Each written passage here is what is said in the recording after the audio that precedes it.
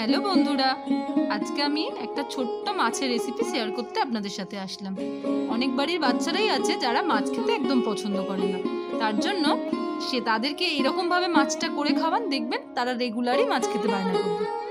আমার কাছে 2 পিস মাছ ছিল, যেটা দাগার পিসটা ছিল। আমি ওই পিসটাকে মাঝখান থেকে কেটে নিয়েছিলাম, দিয়ে 4 পিস করেছিলাম যাতে সরু সরু হয়, একটু ফিঙ্গার টাইপের দেখতে হয়।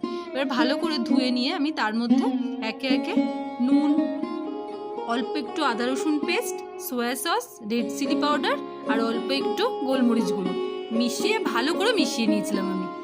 দিয়ে কিছুক্ষণ রাখার পর একটা ডিম আমি ওর মধ্যে ভেঙে দিয়ে দিয়েছিলাম। আর আরেকটা বাটিতে আমি সামান্য একটু ময়দা, তার হাফ পরিমাণ মতো কর্নফ্লাওয়ার, একটু কাশ্মীরি লঙ্কার গুঁড়ো আর অল্প একটু নুন ভালো করে মিশিয়ে নিয়েছিলাম।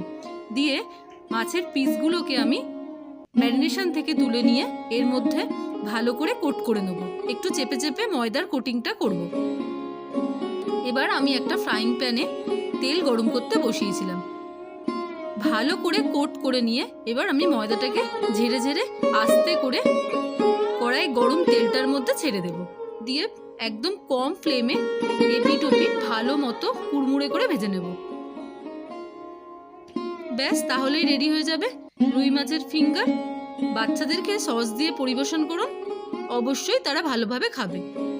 ভিডিওটা ভালো লাগলে অবশ্যই লাইক করে দেবেন আর চ্যানেলটা সাবস্ক্রাইব করে দেবেন। ওকে, টাটা।